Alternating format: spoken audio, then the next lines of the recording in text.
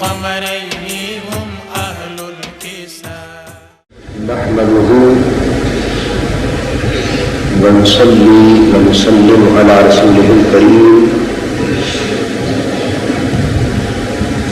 أما بعد فأعوذ بالله من الشيطان الرجيم بسم الله الرحمن الرحيم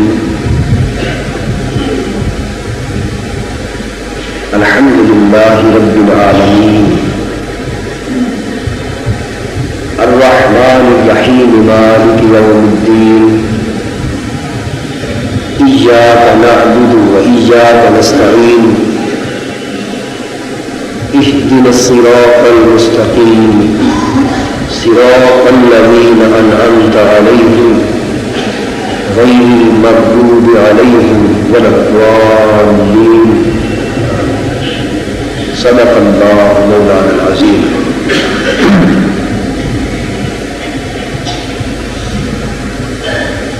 معزز مشائخ و علماء کرام اور محترم و مکرم خواتین و حضرات،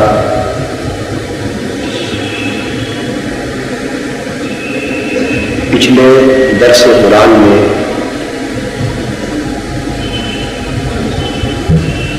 ہم نے سورہ فاتحہ کے اسماء اور ان کی معنوی خصوصیات کے موضوع پر گفتگو شروع کی تھی، اور سابقہ نشست میں ہم سورہ فاتحہ کے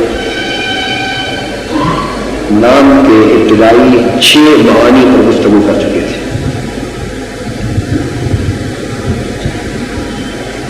آج ہم انشاءاللہ تعالی اس کے بقیہ ناموں پر اختصار کے ساتھ گفتگو کریں گے۔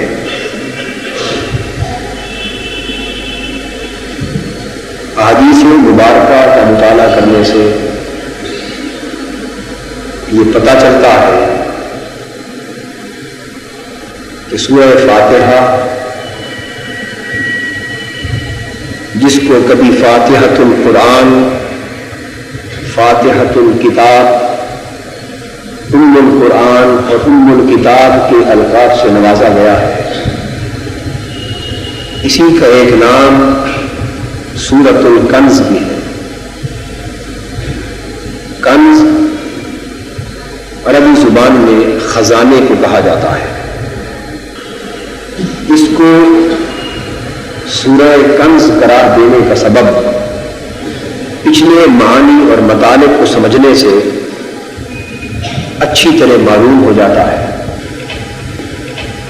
اور وہ یہ کہ جیسا کہ فاتحہ کے مختلف معانی اور مطالب کے حوالے سے یہ واضح کیا جا چکا ہے کہ یہ جو صورت ہے جو جملہ علوم و معارف، اسرار و رموز اور تعلیمات و ہدایات کا مجموعہ ہے، یہاں تک کہ اس سورہ فاتحہ کی نسبت یہ فرمایا گیا کل العلوم من درج فی الکتب الاربعہ وعلومها فی القرآن وعلوم القرآن فی الفاتحہ۔ اس کائنات کے تمام علوم و معارف کو اللہ رب العزت نے آسمان سے نازل کی گئی 4 کتابوں میں جمع فرما دیا ہے،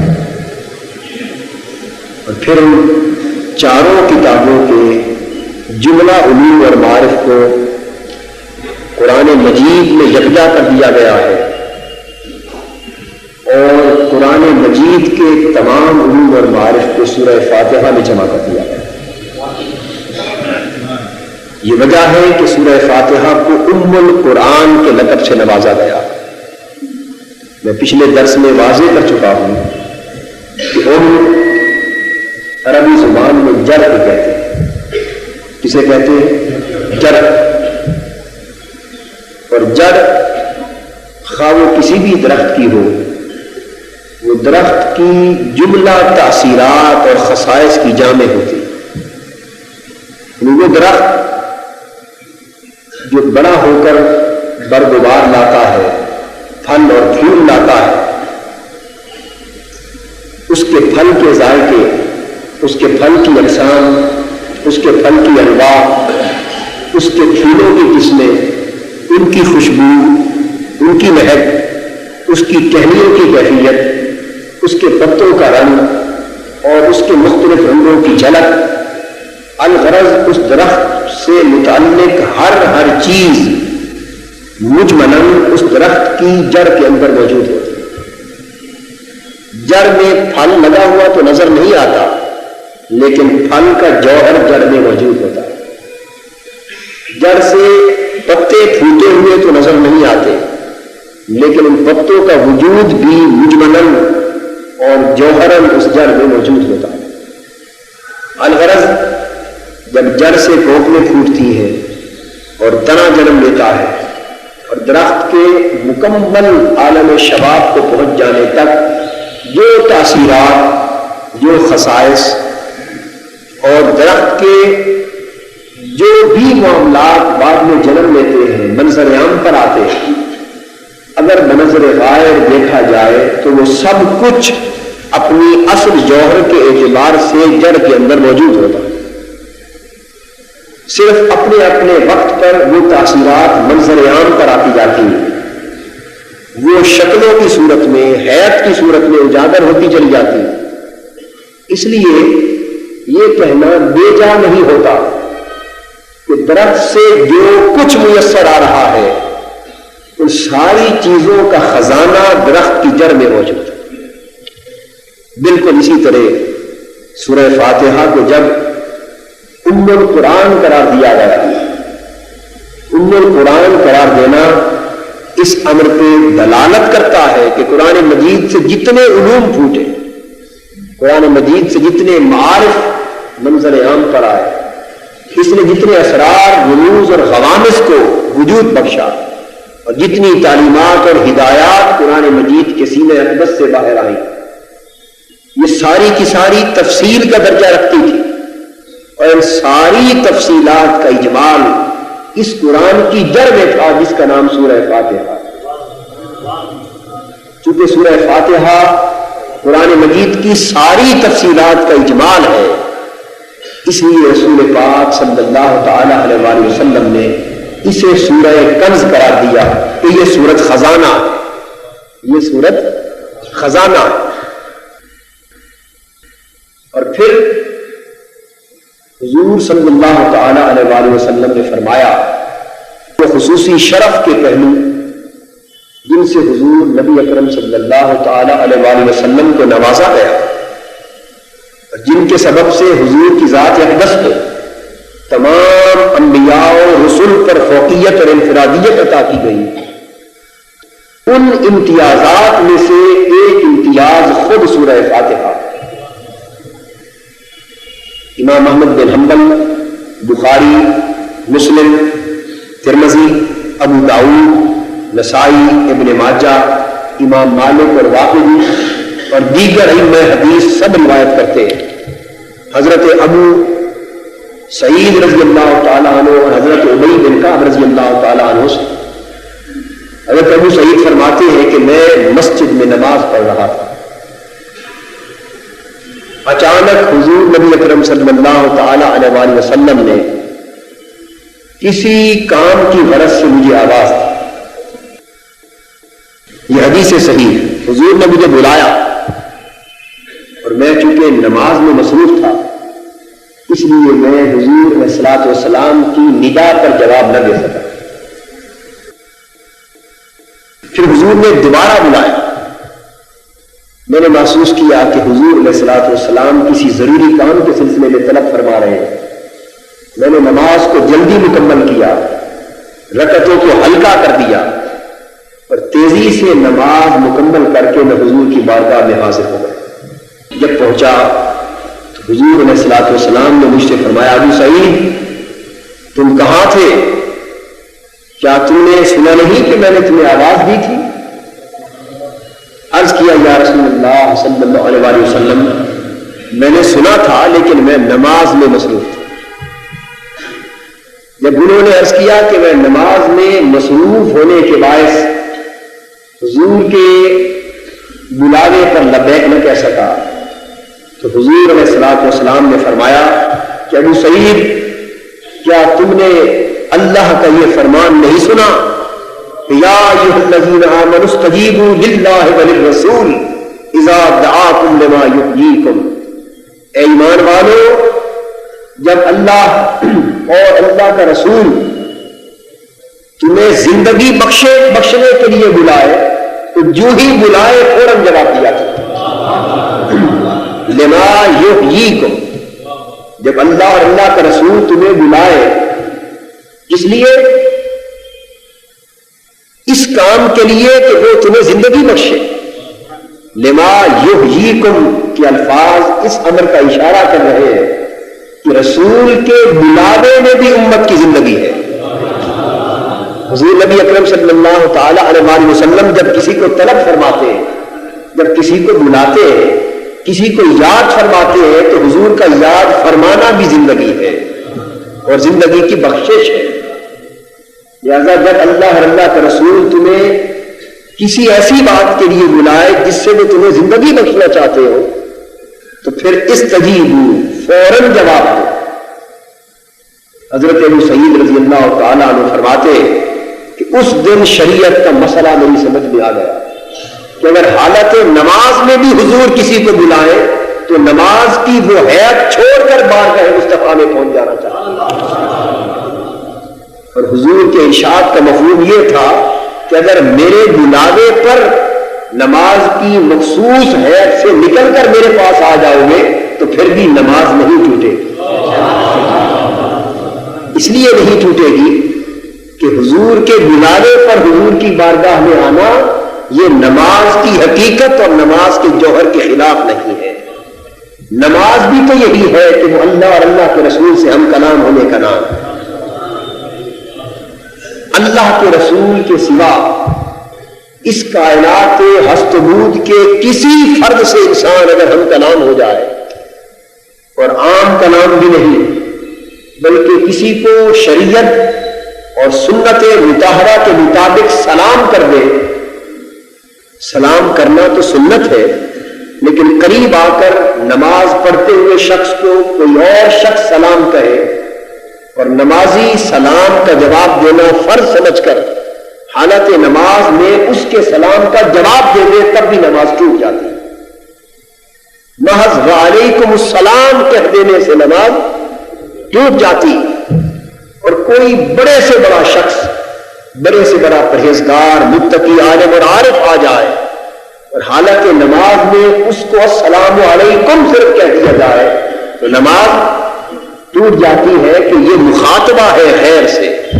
لیکن یہ شرف حضور نبی اکرم صلی اللہ تعالی علیہ وآلہ وسلم کو حاصل ہے کہ آپ عین کمال نماز کے وقت جب قیام، قرات، رکوع، قوما، سجود کے سارے مرحلوں سے گزر کر انسان تشہد کی حالت میں اللہ کی بارگاہ سے نعمتوں کے حصول کے لیے منتظر ہوتا ہے، اس حالت میں کمال نماز کے وقت حکم دیا گیا کہ تو اے انسان عبادت اللہ کے لیے مختص کر اور عاجزی کے ساتھ حضور کو خطاب کر کے حضور کی بارگاہ میں سلام پیش کر، السلام علیک ایھا النبی ورحمۃ اللہ وبرکاتہ۔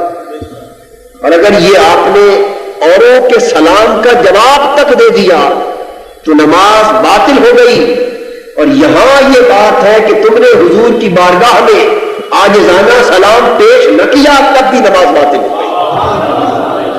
ادھر نماز کرنے سے، سلام کرنے سے نماز ٹوٹتی ہے، ادھر سلام نہ کرنے سے نماز ٹوٹتی ہے۔ یہ فرق کیوں ہے؟ یہ فرق یہ ہے کہ نماز کی حقیقت اور نماز کی کا جوہر یہ ہے کہ اللہ اور اللہ کے رسول سے تعلق قائم ہو جائے۔ اس لیے وہ مسئلہ سمجھ گئے کہ حضور اگر حالت نماز میں کسی شخص کو بلائے تو تب بھی وہ مخصوص ہیئت چھوڑ کر حضور کی بارگاہ میں آنا چاہیے۔ خیر یہ تو ایک مسئلہ تھا جو جملہ معترضہ کے طور پر آ گیا اور میں نے بیان کر دیا۔ اصل مدعا جو میں عرض کر رہا تھا وہ یہ ہے کہ جب حضور علیہ الصلوۃ والسلام حضرت ابو سعید کو یہ فرما چکے تو اس کے بعد حضور علیہ الصلوۃ والسلام نے فرمایا ابو سعید سنو، میں تمہیں ایک ایسی صورت بتاتا ہوں، ایک ایسی صورت بتاتا ہوں جس جیسی نہ آج تک زبور میں نازل ہوئی، نہ تورات میں نازل ہوئی، نہ انجیل میں نازل ہوئی اور نہ قرآن میں نازل ہوئی۔ ایسی صورت جس کی مثال اللہ کی کسی کتاب میں اور موجود نہیں ہے۔ میں نے عرض کیا یا رسول اللہ صلی اللہ علیہ وسلم، حضور کے ارشاد ہے والذی نفسی بیدہ ما انزل اللہ فی التوراۃ ولا فی الانجیل ولا فی الزبور ولا فی الفرقان مثلہ، اس اللہ کی قسم جس کے قبضہ قدرت میں میری جان ہے، ایسی صورت تمہیں بتانے لگا ہوں جس کی مثل زبور، تورات، انجیل حتیٰ کہ قرآن تک میں اللہ نے نازل نہیں فرمائی۔ میں بہت خوش ہوا۔ اس کے بعد حضور علیہ الصلوۃ والسلام جب مسجد سے باہر تشریف لے جانے لگے مجھے ساتھ لے لیا تو حضور پھر خاموش ہو گئے، اس کے بعد کوئی بات نہ کی۔ جب مسجد کے دروازے سے باہر نکلنے کا حضور نے ارادہ فرمایا تو میں نے حضور علیہ الصلوۃ والسلام سے عرض کیا اور حضور کو وعدہ یاد دلایا۔ عرض کیا حضور نے وعدہ فرمایا تھا کہ میں تمہیں ایسی صورت بتاؤں گا جس کی مثل آج تک کبھی نہیں ہوئی۔ حضور نے فرمایا اچھا، پھر اگر وہ صورت جاننا چاہتے ہو تو سنو، وہ صورت سورہ فاتحہ۔ الحمدللہ رب العالمین کو آخر تک پڑھا، فرمایا کہ یہ وہ صورت ہے جس کی مثل نہ زبور، تورات اور انجیل میں تھی اور نہ اللہ کی اس آخری کتاب قرآن میں، اور یہ خزانہ ہے اللہ کا، اور یہ سب مسانی ہے، اور یہ قرآن عظیم ہے جو اللہ نے مجھے خصائص میں سے ایک خصوصیت کے طور پر عطا فرمایا۔ اس لیے سورہ فاتحہ کا نام سورۃ الکنز ہے کہ یہ اللہ کے خزانوں میں سے ایک خزانہ ہے۔ پھر اس کے بعد اس سورت کا 7واں نام سورۃ النور ہے۔ احادیث نبوی میں مذکور کہ ایک روز سیدنا جبرائیل امین علیہ السلام حضور علیہ الصلوۃ والسلام کی بارگاہ میں حاضر ہے۔ اچانک آسمانوں سے ایک دھماکے کی آواز آئی۔ سیدنا جبرائیل امین علیہ السلام نے اوپر دیکھا اور دیکھ کر فرمانے لگے کہ آج آسمان کا ایک ایسا دروازہ کھلا ہے کہ جب سے کائنات معرض وجود میں آئی ہے وہ دروازہ کبھی نہیں کھلا تھا۔ آسمانوں کا آج وہ دروازہ کھلا ہے جو اس عالم ہست بود کے آغاز سے لے کر آج تک پہلی مرتبہ باب ہوا۔ پھر عرض کیا کہ حضور اب اس دروازے سے ایک فرشتہ حضور کی بارگاہ میں آ رہا۔ اللہ رب العزت نے ایک خاص فرشتے کو اس دروازے سے بھیجا اور وہ حضور نبی اکرم صلی اللہ تعالی علیہ وآلہ وسلم کی بارگاہ میں حاضر ہوا۔ یہ حدیث صحیح مسلم اور سنن نسائی میں موجود۔ حضور کی بارگاہ میں حاضر ہو کر عرض کرنے لگا یا رسول اللہ، آپ کو خوشخبری ہو کہ میں اللہ رب العزت کی بارگاہ سے دو نور لے کر حضور کی بارگاہ میں آیا۔ حضور نے فرمایا وہ نور کون سے؟ عرض کیا حضور ایک سورہ فاتحہ ہے اور ایک سورہ بقرہ کی آخری 10 آیات۔ یہ دو نور ہیں جن کی آمد کے لیے اللہ نے اس دروازے کو پہلی بار کھولا۔ اور حضور علیہ الصلوۃ والسلام نے فرمایا کہ جو شخص سورہ فاتحہ اور سورہ بقرہ کی آخری 10 آیات کو پڑھے گا اس کے ایک ایک لفظ اور حرف کے بدلے اللہ پاک اس کو وہ نور عطا کرے گا۔ اب یہاں قابل توجہ ہے یہ بات کہ یوں تو قرآن مجید خود سارے کے سارے قرآن کو نور کہتا ہے، سارا قرآن نور ہے۔ ارشاد فرمایا گیا یا ایھا الناس قد جاءکم برہان من ربکم وانزلنا الیکم نورا مبینا، اے بنی نوع انسان، بے شک تمہاری طرف اللہ کی طرف سے اس کے کارخانہ ہستی کی سب سے بڑی دلیل آ گئی، اور وہ دلیل وجود مصطفیٰ ہے صلی اللہ علیہ وسلم۔ اور بے شک ہم نے تمہاری طرف روشن نور بھیجا، اور وہ روشن نور قرآن مجید۔ تو سارے قرآن کو روشن نور کہا جا رہا ہے، اور یہاں سورہ فاتحہ کو بھی نور کہا جا رہا ہے۔ تو سوال یہ پیدا ہوتا ہے کہ جب پورا قرآن بھی نور ہے اور سورہ فاتحہ بھی نور ہے، تو اس کے نور ہونے میں امتیاز کیا پایا گیا؟ اس کا جواب یہ ہے کہ جس طرح اللہ رب العزت کی رحمت اور اس کی قدرت کے نظارے اس کائنات میں اور اس کے عالم کے اطراف و اکناف کے ہر ذرے میں پائے جاتے ہیں اور ہر جگہ منتشر ہے، اینما تولوا فثم وجہ اللہ، جدھر دیکھو ادھر اللہ کی قدرت کے نظارے نظر آتے ہیں، ادھر ہی اس کی صفات کے جلوے نظر آتے ہیں۔ لیکن کچھ وجود ایسے ہوتے ہیں جن میں وہ سارے جلوے منتہائے کمال پر نظر آتے ہیں۔ بالکل اسی طرح اللہ کا کلام اول سے آخر تک سارا کا سارا نور ہے، لیکن اس نور ایزدی کو اگر تم اپنے انتہائی کمال پر، اپنے منتہائے شباب پر انتہائی نکھرے ہوئے حال میں دیکھنا چاہتے ہو تو سورہ فاتحہ کو دیکھو۔ سارا قرآن نور ہے، لیکن نور کا جو شباب، نور کا جو کمال، نور کا جو اجلا پن اور نور کا جو نکھرا ہوا پیکر سورہ فاتحہ میں دکھائی دیتا ہے، وہ کسی اور جگہ اس طرح نظر نہیں آتا۔ اس لیے قرآن سارا نور ہے، لیکن فاتحہ نور کا پیکر کمال۔ اس کے بعد اس سورہ فاتحہ کا 8واں نام السبع المثانی، قرآن مجید میں ارشاد فرمایا گیا وَلَقَدْ آتَيْنَاكَ سَبْعًا مِّنَ الْمَثَانِي وَالْقُرْآنِ الْعَظِيمِ،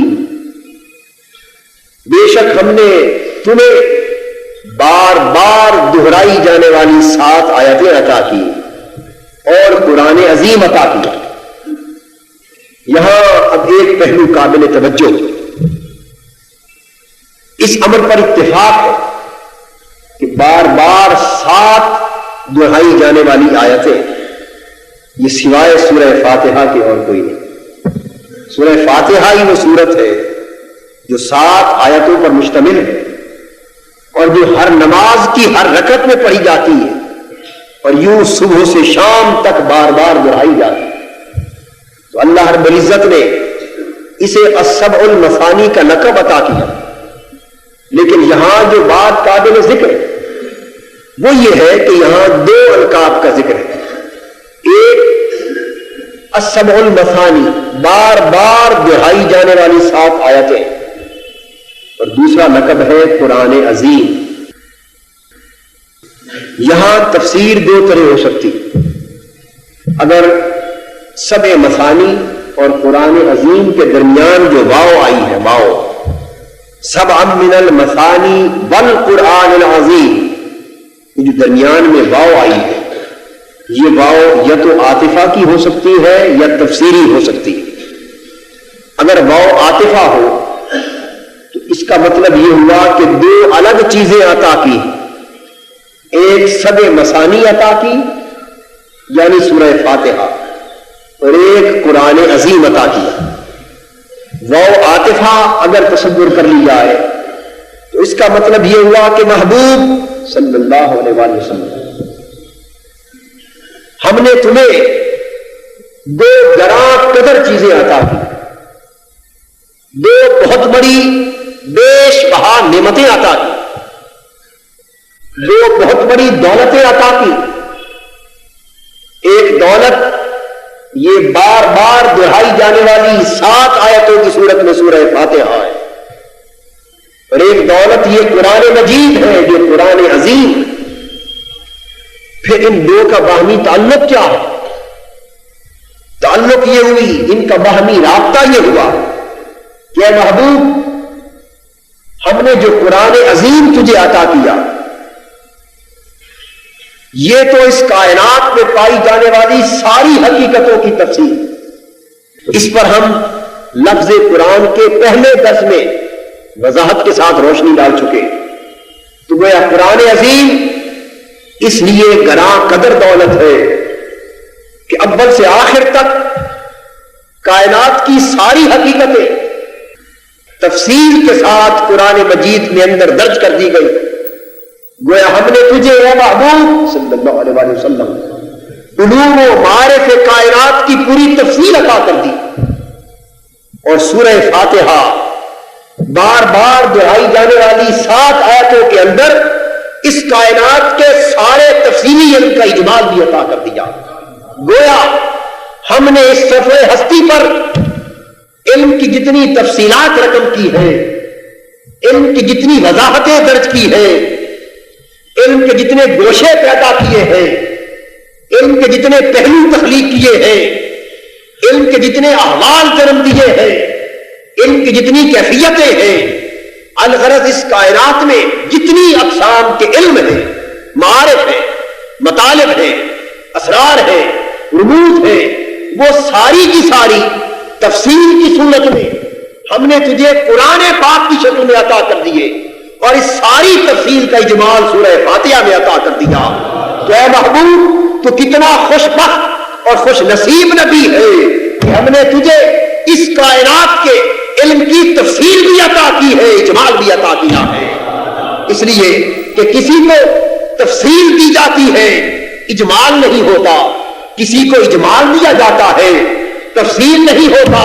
محبوب، ہم نے تجھے اس کائنات کے علوم و معارف کی تفصیل بھی عطا کر دی، اس کا اجمال بھی عطا کر دیا۔ یہ سبب ہے کہ ہم نے اوروں کو کلام عطا کیے اور تجھے جوامع کلم عطا کیا، دوسروں کو کلام عطا کیے اور تجھے سارے کلاموں کی کنجی عطا کر دی۔ اور حضور نے فرمایا اوتیت بجوامع الکلم، لوگوں، کسی کو کوئی کلام عطا ہوا، کسی کو کوئی کلام عطا ہوا، کسی کو کوئی کلام عطا ہوا، اور ہر صاحب کلام اپنے عطا ہونے والے کلام پر فخر کرتا رہا، لیکن کائنات کے سارے کلام ایک طرف اور اکیلے مجھ کو سارے کلاموں کا خزانہ عطا ہو گیا۔ اس لیے حضور صلی اللہ تعالی علیہ وآلہ وسلم جس سے گفتگو کرتے اس کے لہجے میں بات کرتے، اور خلق خدا کا جو طبقہ اپنی زبان حضور سے بات کرتا بغیر ترجمے کے حضور اس کو سمجھ لیتے۔ حدیث پاک میں آتا ہے کہ ایک اونٹ حضور علیہ الصلوۃ والسلام کی بارگاہ میں آ کر قدموں پہ گر پڑا اور دھاڑے مار کے رونے لگا، اور اپنے مخصوص انداز سے چیخ و پکار کرنے لگا۔ آقا دو جہاں نے صلی اللہ علیہ وسلم فوراً اس کی بات سن لی اور اس کے مالک کو بلایا، فرمانے لگے کہ اے اونٹ کے مالک، تیرا اونٹ تیری شکایت میری بارگاہ میں کر رہا ہے۔ عرض کیا حضور، اس نے کیا شکایت کی؟ اس نے یہ شکایت کی ہے کہ میرا مالک مجھ سے کام بہت لیتا ہے لیکن میری خدمت نہیں کرتا، مجھے کھانا نہیں دیتا۔ اونٹ کی زبان آقا دو جہاں نے کس مدرسہ اور مکتب سے سیکھی تھی؟ اونٹ کی زبان کے قواعد و قوانین حضور نے کس کتاب سے پڑھے تھے؟ اور کون سا فرد ہے دنیا میں جو اونٹوں کی زبانوں کو جانے؟ ارے یہ صاحب جوامع کلم تھا، جس کو کائنات کے سارے کلاموں کا خلاصہ عطا ہوا، جس کو علوم کائنات کی تفصیل اور اجمال عطا ہوا کہ اگر اونٹ چیختا ہے تو رسول اس کے کلام کو بھی سمجھتا ہے، چڑیا آ کر حضور کی بارگاہ میں روتی ہے، یہ نبی اس کے کلام کو بھی سمجھتا ہے۔ اور ایک حدیث میں آتا ہے کہ ایک اونٹ پاگل ہو گیا، خوخار ہو گیا، وہ بھاگتا تھا لوگوں کو کھانے کے لیے۔ رسول پاک صلی اللہ تعالی علیہ وآلہ وسلم کو بتایا گیا، میرے آقا فرمانے لگے چلو اس اونٹ کے پاس چلتے ہیں، اس کا حال پوچھتے۔ کتنا فرق ہے سیرت نبوی میں اور ہماری سیرتوں میں. ہمارے ہاں انسان بیمار ہوتے ہیں، ہم عیادت کی پرواہ نہیں کرتے، اور وہ پیکر رحمت ہے کہ اونٹ بیمار ہوتا ہے تو اس کی عیادت کے لیے بھی تشریف لے جاتا ہے. اور پھر وہ کیوں نہ جائیں کہ وہ ہوئے جو ساری کائنات کے نبی، ان کی بارگاہ میں تو اونٹ بھی خادم ہیں، جمادات بھی خادم ہیں، نباتات بھی خادم ہیں، جن و انس بھی خادم ہیں، ملائک بھی خادم ہیں. ان سے ہر کسی کو اپنے حال کے مطابق رشتہ ہے، ہر کسی کو اپنے حال کے مطابق ان سے ایک تعلق، اور وہ ہر تعلق کا خیال رکھتے ہیں. اس لیے کہ قرآن کہتا ہے وما ارسلناک الا رحمتا للعالمین، صرف انسانوں کے لیے نہیں، کائنات کی ساری مخلوقات کے لیے رحمت. فرمایا اس کے پاس چلتے ہیں. لوگوں نے عرض کیا یا رسول اللہ صلی اللہ علیہ وسلم وہ تو پاگل ہو چکا ہے اور کتے کی طرح انسانوں کو کاٹ کھاتا ہے، حضور اس کے پاس تشریف نہ لے جائیں.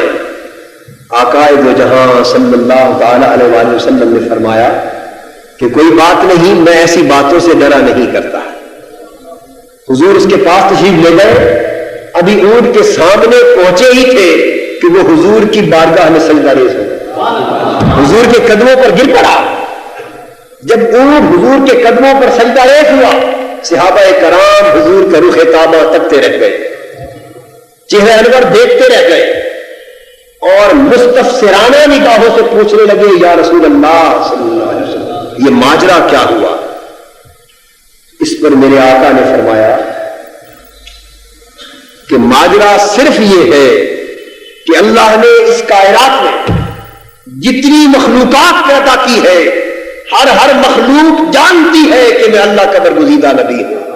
اگر میرے مقام کو نہیں جانتا تو ناداں انسان نہیں جانتا، ورنہ کائنات کی ہر مخلوق جانتی ہے کہ میں اس کا برگزیدہ نبی ہوں، اور وہ میری نبوت کا حیا کرتی ہے. اس پر صحابہ کرام بولے یا رسول اللہ صلی اللہ علیہ وسلم اگر اونٹ حضور کو سجدہ کرتے ہیں تو ہم انسان ہو کر تو زیادہ حق رکھتے ہیں کہ سجدہ کیا کریں، ہمیں اجازت دے کہ سجدہ کریں. رسول پاک صلی اللہ تعالی علیہ وآلہ وسلم نے فرمایا نہیں، انسانوں کو یہ لائق نہیں، اور کسی بھی باشعور اور مکلف مخلوق کو یہ لائق نہیں کہ وہ اللہ کے سوا کسی کو سجدہ کرے. سجدہ صرف اللہ کے لیے ہے. اب یہاں ایک نکتہ ضمناً عرض کرتا چلوں، وہ یہ کہ حضور علیہ الصلوۃ والسلام نے سجدہ کرنے سے منع فرما تھا، تو حضور کا منع فرمانا شریعت ہو گئی. لیکن جو نکتہ عرض کرنا چاہتا ہوں وہ یہ کہ وہ صحابہ جن میں ابو بکر بھی ہے، عمر بھی ہے، عثمان بھی ہے اور علی بھی، وہ صحابہ جو حضور کی صحبت میں رہتے تھے اور حضور کے مکتب کے فیض یافتہ تھے، ایسے حال کو دیکھ کر ان کے دل میں بھی یہ خواہش تو پیدا ہوئی نا کہ یہ پیکر سجدے کے لائق، یہ پیکر سجدے کے لائق. یہ خواہش کس کے دل میں پیدا ہو رہی ہے؟ یہ صحابہ کے دل میں پیدا ہو رہی ہے. تو گویا شان مصطفی کا ظہور ان کی آنکھوں کے سامنے اس طرح تھا کہ اگر شریعت کا روک نہ ہوتا تو وہ بھی سجدے میں گر جاتے. اپنی زبان سے اظہار کر رہے ہیں کہ آقا اگر اجازت ہو تو ہم بھی حضور کے قدموں پر سجدہ کیا کریں. لیکن میرے آقا نے فرمایا نہیں، شریعت روکتی ہے. اگر شریعت کا روک نہ ہوتا تو سجدہ ریز ہوتے. یہی وہ تصور ہے جس کو بعض اہل دل نے بیان کیا کہ زمین سجدے میں اس لیے نہیں جھکتی کہ شریعت روکتی ہے، لیکن دل بارگاہ مصطفیٰ میں ساجد رہتے ہیں، دلوں کی خواہشیں ساجد رہتی ہیں، اس لیے کہ دل کی خواہش شریعت کے مکلف نہیں ہے. دل سجدہ ریز رہتے ہیں، وہ سجدے محبت کے سجدے ہیں، وہ سجدے تعظیم کے سجدے ہیں، وہ سجدے عقیدت کے سجدے ہیں، وہ سجدے تعلق کے سجدے ہیں، وہ نسبت کے سجدے ہیں. اور ان پر شریعت کا کوئی روک نہیں کہ دلوں کا اس حال میں جھک جانا یہ قلبی سجدہ کہلاتا ہے. لیکن شریعت کا حکم یہ ہے کہ انسان اللہ کے سوا کسی اور کو سجدہ نہیں کر سکتا. اور وہ سجدہ جسے شریعت میں سجدہ تصور کیا جاتا ہے وہ دل کی حالت کا سجدہ نہیں بلکہ سر اور اس جبین کا سجدہ ہے. اور یہی منع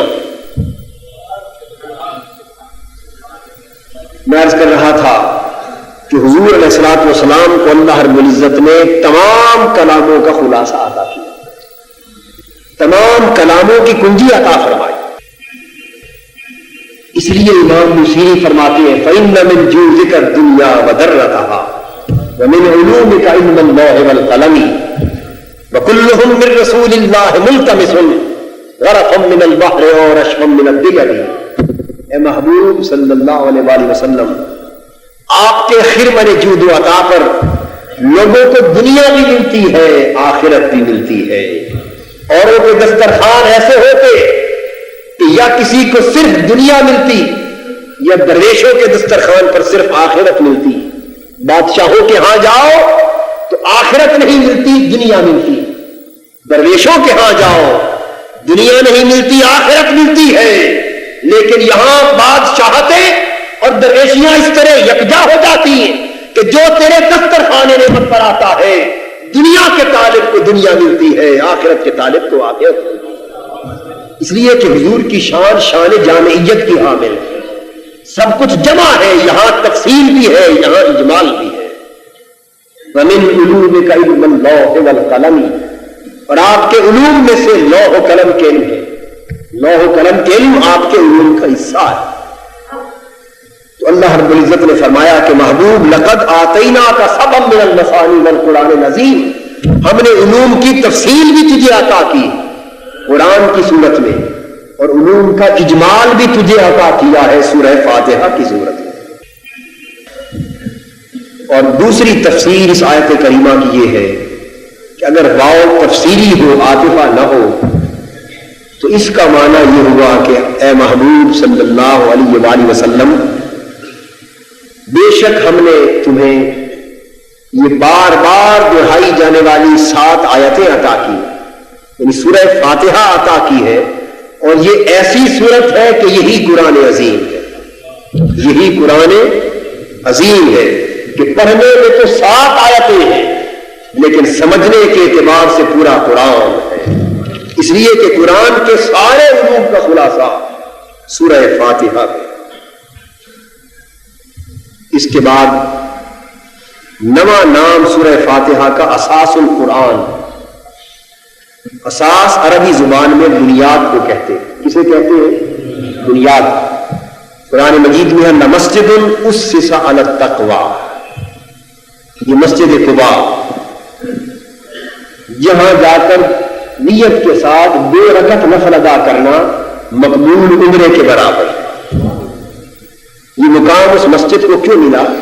کہ قرآن کہتا ہے کہ اس کی اساس تقویٰ پر، اس کی اساس تقویٰ پر ہے۔ اس سے یہ بات واضح ہوتی ہے کہ وہ کام جس کی اساس حسن نیت پر ہو، اساس تقویٰ پر ہو، اساس صالحیت پر ہو، اس میں تھوڑا سا کام بھی اجر ثواب اور فضیلت کے اعتبار سے بہت بڑا کام ہے۔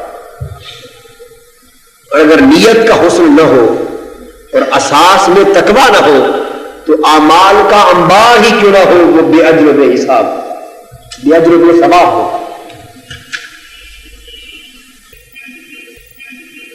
سورہ فاتحہ کو اساس القرآن اس لیے قرار دیا گیا کہ یہ سورہ فاتحہ اپنے علوم کے اعتبار سے، اپنے ضوابط کے اعتبار سے، اپنی تعلیمات کے اعتبار سے، اپنی ہدایات کے اعتبار سے قرآن مجید کے ہدایات اور تعلیمات کی ساری عمارت کی بنیاد فراہم کرتی ہے۔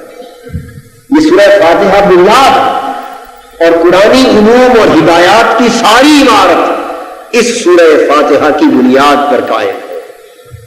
تو اندازہ کیجئے کہ قرآن کی عمارت کتنی مقدس عمارت ہے اور کتنی عظیم فضیلت کی حامل ہوگی وہ سورت جو قرآن مجید کی عمارت کے سامنے اساس کا درجہ رکھتی ہے، بنیاد کا درجہ رکھتی ہے۔ آپ کو معلوم ہے کہ پوری عمارت کا انحصار بنیاد پر ہوتا ہے۔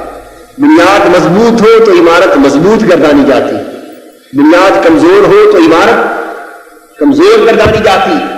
تو انحصار عمارت کا بنیاد پر ہوتا ہے، تو گویا ساری عمارت میں جو مقام بنیاد کو حاصل ہے اس حوالے سے وہ مقام کسی اور حصے کو حاصل نہیں ہوتا۔ اس لیے پورے قرآن کی عمارت میں جو مقام اللہ رب العزت نے سورہ فاتحہ کو اساس القرآن ہونے کے اعتبار سے عطا کیا ہے، اس حیثیت میں سورہ فاتحہ منفرد اور ممتاز سورت ہے۔ پھر اس کے بعد سورہ فاتحہ کے نام سورۃ الحمد ہے، اور سورۃ المناجات اور سورۃ الشکر، یہ تین نام مزید سورہ فاتحہ کے احادیث میں آتے ہیں۔ سورہ حمد اس لیے کہ اس سورت کا آغاز بھی اللہ کی حمد سے ہوتا ہے، مناجات اس لیے کہ یہ ساری سورت اللہ کی تعریف و ستائش اور اس کی مناجات پر مشتمل ہے، اس کی بڑائی اور اللہ کی عظمتوں کے بیان پر مشتمل ہے۔ اور سورۃ الشکر اس لیے کہ یہ ساری کی ساری سورت بندے کو اللہ کے شکر کی ادائیگی کا سلیقہ سکھاتی ہے۔ شکر کی تعریف کیا ہے؟ احسان کرنے والے کے احسان کا ذکر کر کے تعریف کرنا، اس کو شکر کہتے ہیں۔ سورہ فاتحہ میں اللہ کے احسانات کا ذکر ہے، اس کے لطف و کرم کا ذکر ہے، اس کی نعمتوں کا ذکر ہے، اور نعمتوں کے ساتھ اس کا شکر بجا لانے کا ڈنگ ہے۔ اس لیے انسان اگر صرف سورہ فاتحہ ہی پڑھتا رہے تو اللہ کا شکر بجا لایا جاتا ہے۔ سورہ فاتحہ کا پڑھنا فی نفس سے ہی اللہ کی بارگاہ میں شکر بجا لانا۔ وہ سورہ فاتحہ اپنے اسلوب بیان کے اعتبار سے اللہ کی حمد ہے، اپنے اسلوب بیان کے اعتبار سے اللہ کی مناجات ہے، اور اسلوب بیان کے اعتبار سے اللہ کا شکر ہے۔ پھر سورہ فاتحہ کا نام 13واں نام سورۃ الصلاۃ بھی ہے، یعنی اس سورت کو نماز بھی کہا جاتا ہے اور نماز والی سورت بھی کہا جاتا ہے، یعنی خود سورت کا نام صلاۃ بھی۔ اس کا سبب یہ کہ اور کوئی سورت پورے قرآن کی 114 سورتوں میں ایسی نہیں جس کا پڑھنا شریعت اسلامیہ نے نماز میں نامزد قرار دے دیا۔ یہ شرف صرف سورہ فاتحہ کو حاصل ہے کہ اور جو سورت چاہو پڑھو، باقی سورتوں کا پڑھنا بدل سکتا ہے لیکن سورہ فاتحہ کا پڑھنا نہیں بدلا جا سکتا، اور سورتیں جو چاہے بدل بدل کے پڑھتے رہو لیکن سورہ فاتحہ نہ پڑھو گے تو نماز کامل نہ ہوگی۔ تو سورہ فاتحہ چونکہ خود نماز کا ناگزیر جز ہے، اس لیے اس اہم ترین جز کو کل کا نام دے دیا، فرمایا یہ فاتحہ پوری نماز۔ اور ایک سبب یہ بھی ہے کہ نماز کا سارا جوہر اور عطر سمٹ کر سورہ فاتحہ کے مضمون میں آ گیا۔ ساری نماز کیا ہے؟ اللہ کی بندگی ہے، اللہ کی اطاعت ہے، اللہ کی عبادت ہے، اللہ کی بارگاہ میں دست نیاز باندھ کر کھڑا ہونا ہے، اللہ کی بارگاہ میں جھکنا ہے، اس کی نعمتوں کا خیال کرنا ہے، اس کے احسان کا شکر بجا لانا ہے، اس کی بارگاہ میں جھک جانا ہے، اس کی رحمت کی طرف تکنا ہے، اس کی بارگاہ میں لطف و کرم کا منتظر ہو کر بیٹھنا ہے۔ اول سے آخر تک نماز کی جتنی کیفیتیں ہیں، نماز کی جتنی حالتیں ہیں، نماز کے جتنے جوہر ہیں، نماز کی جتنی حقیقتیں ہیں، وہ ساری کی ساری سورہ فاتحہ کے مضمون میں جمع کر دی گئی۔ جب ہم سورہ فاتحہ کی آیت وار تفسیر پر آئیں گے تو انشاءاللہ آپ کو پتا چلے گا کہ ساری نماز کا جوہر کس طرح فاتحہ میں ہے۔ اس لیے اس سورہ فاتحہ کو سورہ صلاۃ کہتے ہیں۔ اور پھر اس سورہ فاتحہ کا 14واں نام سورۃ التفویض بھی ہے۔ دوستو یاد رکھ لو کہ تفویض توکل کا آخری درجہ ہے، تفویض توکل کا آخری درجہ ہے، جہاں ظاہراً اور باطناً اپنا ہر حال کلیتاً اللہ کے سپرد کر دیا جاتا ہے۔ اس مقام کو مقام تفویض کہتے ہیں۔ قرآن مجید اس تفویض کی تعلیم دیتا ہے، وَأُفَوِّضُ أَمْرِي إِلَى اللَّهِ، اور میں اپنے کام کو کلیتاً اللہ کے حضور سپرد کرتا ہوں، اللہ کے سپرد کرتا ہوں۔ اب باری تعالیٰ میرے احوال تیرے سپرد ہو گئے، جس طرح مردہ غسال کے ہاتھوں میں ہوتا ہے۔ اب غسال جب میت کو نہلانے لگتا ہے تو میت کا نہ ارادہ باقی ہوتا ہے، میت کی نہ خواہشات باقی ہوتی ہے، نہ میت کے جسم میں کوئی اثر ہوتی ہے، نہ جسم کی کوئی آرزو باقی ہوتی ہے۔ غسال چاہے تو میت کو اٹھا کر دے، چاہے تو کروٹ کے بل لٹا دے، چاہے تو بٹھا دے، الغرض جس طرح چاہے میت کو صاف کرنے کے لیے، میت کو اجلا کرنے کے لیے، میت کو غلاظتوں سے پاک کرنے کے لیے غسال جس طرح چاہتا ہے میت کو پلٹتا رہتا ہے۔ گویا میت کا ارادہ غسال کے ہاتھوں میں دے دیا گیا، میت کی آرزو غسال کے ہاتھوں میں دے دی گئی، میت کی خواہشیں غسال کے ہاتھوں میں دے دی گئی، اور میت زبان حال سے پکار رہا ہے، غسال اس حال میں ہو کر تیرے پاس آیا ہوں کہ تو جس طرح چاہے مجھے پلٹتا رہے۔ بس دوستو، اسی حالت کا نام حالت تفویض ہے۔ اہل ایمان اگر توکل کو کامل کرنا چاہتے ہو تو آؤ اپنے ارادے بھی دست قدرت میں دے دو، اپنی خواہشیں بھی دست قدرت میں دے دو، اپنی آرزوئیں بھی دست قدرت میں دے دو، اپنی تمنائیں بھی دست قدرت میں دے دو، اپنا ظاہر بھی اسی کے سپرد کر دو، اپنا باطن بھی اسی کے سپرد کر دو، اور سب کچھ اس کی رضا پر، اس کی مشیت پر، اس کی خوشنودی پر، اس کے ارادے پر، اس کے فیصلے پر اور اس کے اذن اور امر پر اپنی ہر حالت قربان کر کے پکار اٹھو، وَأُفَوِّضُ أَمْرِي إِلَى اللَّهِ، میں نے اپنا ہر کام تیرے سپرد کر دیا۔ بندے تو یوں اللہ کی بارگاہ میں خود سپردگی کر کے دیکھ، پھر دیکھ وہ تجھے کس طرح پاک کر دیتا ہے، کس طرح زندہ کر دیتا ہے، کس طرح طاہر و مطہر کر دیتا ہے۔ تیری غلاظتیں تیرے من میں سے اس لیے نہیں نکل رہی کہ تو مردہ بن کر اس کے ہاتھوں میں نہیں گیا، تیری پلیدیاں، تیری خرابیاں، تیرے بگاڑ اس لیے تیرے نفس سے باہر نہیں جا رہے کہ تو مردے کی مانند اس غسال حقیقی کے ہاتھوں میں نہیں گیا۔ انسان، سورہ فاتحہ تجھے بتا رہی ہے کہ تو اپنی عقل و خرد کا استعمال چھوڑ، اپنی خواہش نفس کا استعمال چھوڑ اور اپنی زبان سے پکار، اهدنا الصراط المستقیم۔ باری تعالیٰ، میں تیری بارگاہ میں حاضر ہو کر یہ التجا کرنے آیا ہوں کہ مجھے کچھ خبر نہیں کہ کس راستے پر چلوں اور کس پر نہ چلوں، میں تجھ سے راستہ مانگنے آیا ہوں، جس راستے کو تو بہتر سمجھتا ہے مجھے اس پر چلا دے۔ یہ مقام تفویض ہے، جب بندہ صدق کے دل سے اور اخلاص کامل سے یوں اللہ کی بارگاہ میں خود کو سپرد کر دیتا ہے، اللہ کی بارگاہ میں خود کو سپرد کر دیتا ہے۔ یہ مقام خود سپردگی ہے جسے شریعت میں تفویض کہا جا رہا ہے۔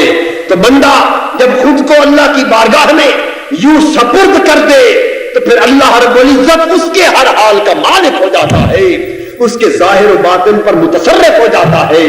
پھر بندے کی قوت انسانی قوت نہیں رہتی، الوہی قوت بن جاتی ہے۔ پھر وہ جدھر دیکھتا ہے نگاہ عزتی سے دیکھتا ہے، سنتا ہے سماعت عزتی سے سنتا ہے، پکڑتا ہے گرفت عزتی ہوتی۔ یہ وہ مقام ہے جس مقام پر کہا جاتا ہے کہ گفتہ او گفتہ اللہ مود، گرچہ از حلقوم عبداللہ مود، اس کا کہنا اللہ کا کہنا ہو جاتا ہے، بے شک وہ بات بندے کے حلق سے نکل رہی ہے۔ یہ مقام تفویض ہے، اور تفویض کا جوہر سورہ فاتحہ سے نصیب ہوتا ہے۔ اس کے بعد یہ سورت سورہ دعا بھی ہے، سورت السوال بھی ہے، اور سورت تعلیم المسئلہ بھی ہے۔ 15واں، 16واں اور 17واں نام میں نے عرض کیا ہے۔ اس کو حضور علیہ الصلوۃ والسلام نے سورہ دعا قرار دیا، اس کو سورت سوال بھی کہا، اور اس کو تعلیم المسئلہ کہا۔ اس کا مطلب یہ ہوا کہ سورہ فاتحہ خود دعا ہے، سورہ فاتحہ خود دعا ہے، سورہ فاتحہ خود سوال ہے اللہ کی بارگاہ میں، اور دعا اور سوال ہی نہیں بلکہ سوال کرنے کا سلیقہ بھی ہے۔ یہ سوال بھی ہے اور سوال کا طریقہ بھی ہے، یہ دعا بھی ہے اور دعا کا سلیقہ بھی ہے۔ اس لیے کہ سورہ فاتحہ میں 4 چیزیں، سب سے پہلے حمد و ثنا ہے، پھر انسان کا اظہار عاجزی ہے، پھر بندے کا دست طلب دراز ہوتا ہے، پھر اللہ کا دست عطا دراز ہوتا ہے۔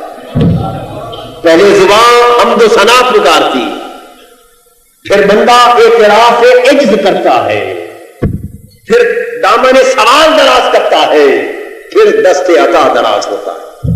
تو سورہ فاتحہ 4 چیزوں سے عبارت ہے: ثنا، عاجزی، طلب اور عطا۔ ثنا، عاجزی، طلب اور عطا، بس یہی تعلیم مسئلہ ہے۔ فاتحہ بتا رہی ہے کہ لوگوں اللہ سے اس طرح مانگا کرو۔ اللہ سے مانگنے کا سلیقہ سمجھایا جا رہا ہے، یہ گر کی بات ہے، آپ بھی پلے باندھ لیں۔ اللہ سے اس طرح مانگا کرو کہ یہ ادا مانگنے کی اللہ کو پسند ہے۔ اور وہ ادا کیا ہے کہ سب سے پہلے اللہ کی حمد و ثنا بیان کرو۔ جب اللہ سے مانگنے لگو اور اسے پکارنے لگو اور عرض مدعا کرنے لگو تو آغاز دعا کا اللہ کی حمد و ثنا سے کرو۔ یہ میں نفس دعا عرض کر رہا ہوں، نفس دعا یعنی دعا کے اندر کیا ہو، دعا کا پہلا عنصر اور دعا کا پہلا جز اللہ کی حمد و ثنا، اس کی عظمت بیان کرو۔ الحمدللہ رب العالمین، یہ حمد و ثنا ہے۔ الرحمن الرحیم، یہ حمد و ثنا ہے۔ مالک یوم الدین، یہ حمد و ثنا ہے۔ اس کی بڑائی بیان کرو، زبان سے کہو کہ مولا تو بہت بڑا ہے، سارے حسن و جمال تیرے ہیں، ساری قدرت و کمال تجھ سے ہے، ساری رحمتیں ساری شفقتیں تیری ہیں، اور سب سزا و جزا تیرے ہاتھوں میں ہے۔ ہر کسی کا خالق تو ہے، ہر کسی کا مالک تو ہے، ہر کسی کو پالنے والا تو ہے، ہر کسی کو دینے والا تو ہے۔ اس کی عظمتیں بیان کرو، اس کی بڑھائیاں بیان کرو، اس کی شان کبریائی کا ذکر کرو۔ جب حمد و ثنا کر لو، حمد و ثنا کیا ہے؟ یہ اس کے مقام کا بیان ہے، یہ اس کے مقام کا بیان ہے۔ جب اس کا مقام بیان ہو چکے پھر اپنا مقام بیان کرو کہ باری تعالیٰ تو تو ساری کائنات کا مولا تھا، تو سب سے بڑا تھا، اب اپنی عاجزی پر آ جاؤ کہ میں سب سے چھوٹا ہوں، تو سب سے طاقتور ہے، میں سب سے بڑھ کر کمزور ہوں، تو سب سے کامل ہے، میں سب سے ناقص ہوں، تو بڑھائیوں کا مالک ہے، عظمتوں کا مالک ہے، میں پستیوں میں گرا ہوا ہوں، تو قادر مطلق ہے، میں عاجز محض ہوں، تو خلاق ہے، میں تیری ناقص مخلوق۔ تو اس کی عظمت کو بیان کر کے پھر اپنے عجز اپنے نقص کے اعتراف کی طرف آ جاؤ، کہو ایاک نعبد۔ عبادت کسے کہتے ہیں؟ کمال درجے کا تذلل، اپنی ذلت، اپنی کمزوری، اپنی عاجزی اور اپنی پستی کو کمال حد تک ظاہر کرنا، اس کو عبادت کہتے ہیں۔ اپنی پستی کو اور عاجزی کو کمال درجے پر ظاہر کرنا، اس کو عبادت کہتے ہیں، اور اس کی عظمت کو کمال کے ساتھ بیان کرنا، اسے حمد و ثنا کہتے ہیں۔ جب اس کی عظمت بیان ہو چکی، اب اپنی پستی کا اظہار کر، بندے اب کہہ باری تعالیٰ ساری طاقتیں تیرے ہاتھ میں ہیں اور میں تو محض محتاج ہوں، میں تیری بارگاہ میں جھکنے والا ہوں اور تیرے سامنے دامن سوال دراز کرنے والا ہوں، بتا تیرے در کے سوا میں کہاں جاؤں، تیرا دسترخوان نعمت چھوڑ کے میں کدھر جاؤں، میں تو تجھی سے مانگتا ہوں اور تجھی کو پوچھتا ہوں، میں تیرا بندہ ہوں، میرے گلے میں تیری بندگی کا توق۔ اللہ کی رحمت سن رہی ہے کہ یہ میرا بندہ ہے، اس نے پہلے میری عظمت بیان کی، اب اپنی پستی بیان کر رہا ہے، پہلے میری قدرتوں کا ذکر کیا، اب اپنی عاجزی کا بیان کر رہا ہے۔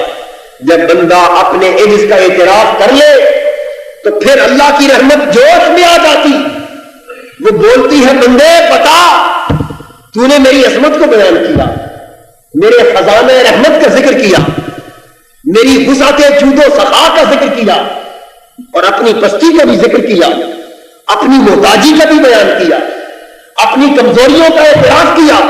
اب میرے بندے بتا, بول کیا چاہتا ہے, کیا مانگتا. اس وقت بندے کی زبان کھلتی ہے, میرے مولا بس تجھ سے تیرا کرم مانگتا ہوں, تجھ سے تیری ہدایت کی دولت مانگتا ہوں, تجھ سے سیدھی راہ کی خیرات مانگتا ہوں, اور تجھ سے صراط حق کی استقامت مانگتا ہوں. جب بندے نے سوال کیا تو اللہ کا دست عطا دراز ہو گیا. ارشاد ہوا, بندے تو نے میری عظمت بیان کی, تو نے اپنا عجز اظہار کیا, تو نے مجھ سے سوال کیا, بس اب جو کچھ تو نے مانگا ہے مجھ سے حاصل کر لے. یہ وہ آداب دعا ہے جو سورہ فاتحہ کی وساطت سے عطا کیے جاتے ہیں. حدیث پاک میں آتا ہے کہ جب اللہ کا بندہ یہ سوال کرنے کا مسئلہ, سوال کرنے کا طریقہ کس طرح, جب اللہ کا بندہ عرض کرتا ہے الحمدللہ رب العالمین, تو اللہ رب العزت فرماتے ہیں حمدنی عبدی, میرے بندے نے میری ثنا کی. قربان جائیں تیری رحمتوں پر کہ بندہ جب اس کی حمد کرتا ہے, اس کی ثنا کرتا ہے زمین کی پستیوں پر, تو اللہ خوش ہو کر اپنے فرشتوں سے کہتا ہے, ملائک سے کہتا ہے, میرے فرشتوں سنو, حمدنی عبدی, وہ رب کہتا ہے فرشتوں ذرا سنو تو صحیح, میرے بندے نے میری ثنا کی ہے, میرے بندے نے میرے حسن و جمال کی بات کی ہے. اس کے بعد جب انسان کہتا ہے الرحمن الرحیم, تو رحمتوں والا ہے, وہ جواب میں کہتا ہے کہ میرے بندے نے اثنا علی عبدی, میرے بندے نے مزید تعریف کی. پھر وہ شخص کہتا ہے مالک یوم الدین,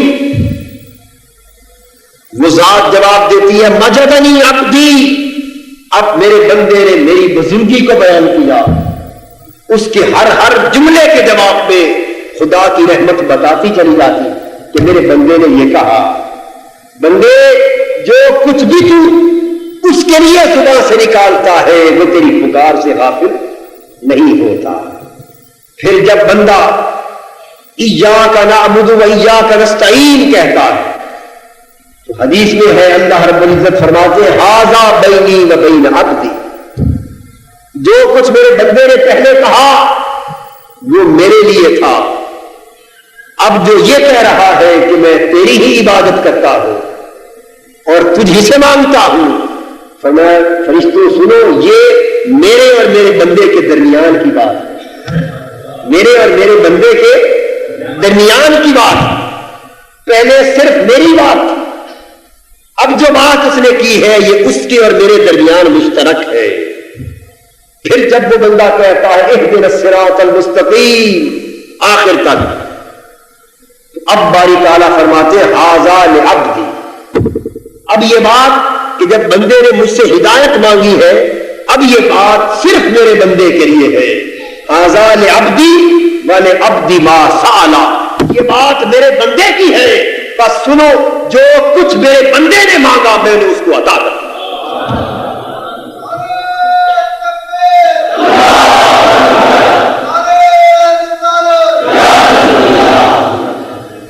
کہ پہلے بندے نے میری بات کی, بعد میں اپنی اور میری بات کی, اور اب بندے نے صرف اپنے لیے کچھ مانگا, بس وَلِعَبْدِي مَا سَأَلَ, تم گواہ ہو جاؤ جو کچھ میرے بندے نے مانگا میں نے عطا کر دیا. یہ تعلیم دے رہی ہے سورہ فاتحہ کہ اس طرح مانگو گے تو تمہارا مانگنا کبھی نامراد نہ جائے گا. اس کے بعد اس سورت کا 18واں نام سورۃ الکافیہ. سورۃ الکافیہ کہ یہ سورت, اس کو رسول پاک صلی اللہ علیہ وسلم نے فرمایا کہ یہ کافی سورت ہے. یہ وہ سورت ہے جو کافی ہو جاتی ہے. اور کافی کسے کہتے ہیں؟ جو کفایت کر دے. کسے کہتے ہیں؟ جو کفایت کرے, یعنی جس کے بعد کوئی کمی باقی نہ رہے. اور یہ کافی اس لیے ہے کہ حدیث میں آتا ہے کہ یہ سورت ہر شے کا اور ہر سورت کا بدل ہو سکتی ہے, لیکن کوئی اور سورت اس کا بدل نہیں ہو سکتی. یہ سورت ہر ایک کے لیے کافی ہے, لیکن کوئی اس کی جگہ کافی نہیں ہو سکتا. امام بخاری رحمۃ اللہ تعالی علیہ حضرت عبداللہ ابن عباس رضی اللہ تعالی عنہ سے روایت کرتے ہیں اس سورت کے کافی ہونے کا ایک اور معنی کہ یہ اجر اور ثواب کے اعتبار سے کافی ہے. روایت کرتے ہیں کہ حضور علیہ الصلوۃ والسلام نے فرمایا کہ سورہ فاتحہ کا ایک مرتبہ پڑھنا 2/3 قرآن کے اجر و ثواب کے لیے کافی ہے. سورہ فاتحہ کا ایک مرتبہ تلاوت کرنا قرآن مجید کے 20 پاروں کی تلاوت کے ثواب کے لیے کافی. یہ حکمن ہے، یعنی قرآن مجید کے 20 پارے پڑھ کر جس قدر آپ کو تلاوت کا ثواب ملے گا اتنا ثواب ایک سورہ فاتحہ کے پڑھنے کے حکم سے مل جاتا ہے. تو سورہ فاتحہ اس طرح کافی سورت ہے. یہی وجہ ہے کہ بزرگان دین نے ایصال ثواب کے لیے سورہ فاتحہ کو مقدم جانا. اور حدیث پاک میں یہ بھی آتا ہے کہ سورہ فاتحہ پڑھو تو 2/3 قرآن پڑھنے کا ثواب ملا، اور ایک مرتبہ سورہ اخلاص قل هو اللہ احد یہ پڑھو تو 1/3 قرآن کی تلاوت کرنے کا ثواب ملا. تو یہ نقطہ سمجھ لیں کہ جب آپ ختم قرآن کرتے ہیں یا ویسے ختم کرتے ہیں یا ایصال ثواب کسی کی روح کو ثواب پہنچانے کے لیے فاتحہ پڑھتے ہیں تو آپ اہتمام سے 2 سورتیں پڑھتے ہیں نا، ایک سورہ فاتحہ اور ایک سورہ قل. میں حدیث نبوی صلی اللہ علیہ وسلم کی روشنی میں عرض کر رہا ہوں کہ ایصال ثواب کے لیے یہ 2 سورتیں کیوں پڑھی جاتی؟ حدیث میں ہے اس لیے پڑھی جاتی کہ ایک مرتبہ فاتحہ پڑھیں تو 2/3 قرآن کی تلاوت کا حکمن ثواب مل گیا. ایک مرتبہ سورہ قل پڑھیں تو اس کی ایک مرتبہ کی تلاوت 1/3 قرآن کے ثواب کے حکم میں ہے. گویا سورہ فاتحہ اور سورہ اخلاص ملا کر ایک مرتبہ پڑھ لیا تو گویا پورے قرآن کی تلاوت کا ثواب نصیب ہوگا. اب پورے قرآن مجید کی 114 سورتوں کی لفظاً تلاوت کرنا اس کی برکت و فضیلت اپنی جگہ اور اس کا سنت ہونا اپنی جگہ. یہ بات بالکل اس طرح ہے کہ حج کرنا اپنی جگہ فرض ہے اور کسی اور عمل سے وہ فرض ادا نہیں ہوتا اور کوئی اور عمل شرعاً اس فرض کا بدل نہیں بنتا. لیکن حضور نے اس امت پہ کرم کرتے ہوئے یہ بھی فرمایا کہ کوئی شخص اگر دل کی سچائی سے ایک مرتبہ محبت بھری نگاہ سے اپنی ماں باپ کو دیکھ لے اسے مبرور حج کا ثواب مل جاتا ہے. رحمت حق بہاننی جویت بہاننی جویت، وہ ذات بخشنے کے لیے بہانے تلاش کرتی ہے، بڑے بڑے راستے دکھاتی ہے کہ بندے تو بخشش کی راہوں پر چل تو دیکھ، میری بخشش مشکل بات نہیں، بہت آسان ہے. حج کرنا اپنی جگہ فرض، لیکن ماں باپ کا محبت کی نگاہ سے ایک مرتبہ چہرہ تک لینا مبرور حج کا ثواب عطا کرتا ہے. جس طرح یہ نگاہ مبرور حج کا ثواب دیتی ہے، اس طرح پورے قرآن کو لفظاً پڑھنا اپنی جگہ، لیکن فاتحہ اور اخلاص کا ایک مرتبہ پڑھنا فوت شدہ کی روح کو پورے قرآن کی تلاوت کا ثواب پہنچ جاتا ہے. اب حدیث پاک میں ہے رسول پاک صلی اللہ تعالی علیہ وسلم نے فرمایا کہ بعض لوگ ایسے ہوں گے جن پر اللہ رب العزت عذاب کا فیصلہ فرما چکا ہوگا اور اللہ تعالیٰ پھر انہیں عذاب دینے کا ارادہ فرمائیں گے. عذاب کا فیصلہ ہو چکا ہوگا اور پھر ارادہ عذاب جاری ہونے والا ہوگا، عذاب شروع کرنے والا ہوگا کہ اچانک کسی خوش نصیب شخص کا جو ویسے مستحق عذاب ہے اپنی بدعمالیوں کی بنا پر، لیکن خوش نصیب اس سبب سے کہ کسی کا چھوٹا سا بچہ مسجد میں بیٹھ کر سورہ فاتحہ پڑھ رہا ہوگا، ندا آئے گی کہ بندے تیرے بچے نے، معصوم بچے نے، تو نے اس کو تعلیم دی تھی، یہ راہ تو نے اسے دکھائی تھی، مسجد کے دروازے پر تو چھوڑ کے آیا تھا، استاد کے پاس تو بٹھا کر آیا تھا، اور تیرے بچے نے تیری ہدایت کے مطابق آج سورہ فاتحہ پڑھی ہے، مجھے اپنی عزت کی قسم، میں سورہ فاتحہ کی برکت سے 40 سال کے لیے تیرا عذاب مؤخر کر دیتا ہوں۔ بچے کا ایک مرتبہ سورہ فاتحہ پڑھنا 40 سال کے لیے عذاب قبر مؤخر کر دیتا ہے۔ یہ قصہ کہانی نہیں ہے میرے دوستو، یہ حدیث نبوی ہے صلی اللہ علیہ وآلہ وسلم، جس سے ہمیں دین، ایمان اور اسلام ملتا ہے۔ یہاں سے 2 باتیں طے پا گئی، ایک تو یہ کہ سورہ فاتحہ فی نفسہا کتنی بابرکت صورت ہے کہ اس کی تلاوت سے عذاب قبر مؤخر ہو گیا، عذاب قبر میں تخفیف ہو گئی۔ تو سورہ فاتحہ کی تلاوت دوستو اگر قبر میں برکتیں عطا کرتی ہے تو اس دنیا کی زندگی کی برکتوں کا عالم کیا ہو۔ سورہ فاتحہ روحانیت کا ایٹم بم ہے، روحانیت کا ایٹم بم ہے، ہائیڈروجن بم ہے۔ اتنی بڑی قوت ہے، اتنی بڑی طاقت ہے کہ اس کے اثر اس دنیا سے لے کر عالم برزخ تک پھیلے پڑے ہیں۔ کاش ہمیں سورہ فاتحہ کی حقیقت نصیب ہو جائے، اس کا جوہر نصیب ہو جائے، اس کی حقیقی برکت نصیب ہو جائے، اس کی تاثیر میسر آ جائے۔ اور دوسرا مسئلہ اس حدیث پاک سے یہ ثابت ہوا، یہ سورہ فاتحہ کس نے پڑھی تھی؟ قبر میں عذاب کے مستحق شخص نے خود پڑھی یا اس کے بچے نے پڑھی؟ دوسرے شخص نے پڑھی۔ عمل کس کا تھا؟ اس کا اپنا تھا یا اس کے بچے کا تھا؟ اپنا نہ تھا، سورہ فاتحہ پڑھنے کا عمل اس کا اپنا نہ تھا بلکہ اس کے بچے کا تھا۔ اور جزا و سزا ہر کسی کو اپنے عمل پر ملتی ہے، اور جواب دہی اور جواب طلبی بھی ہر کسی کے اپنے عمل پر ہوتی ہے۔ لیکن بچے کی چونکہ ایک نسبت ہے باپ سے، وہ خونی نسبت، ایک نسبت ہے باپ سے، اور باپ کا بچے پر ایک حق ہے، اس لیے اس حق کو سمجھتے ہوئے اس بچے نے سورہ فاتحہ پڑھنے کا عمل کیا تو اس کے عمل سے فائدہ مرنے والے کی روح کو پہنچا۔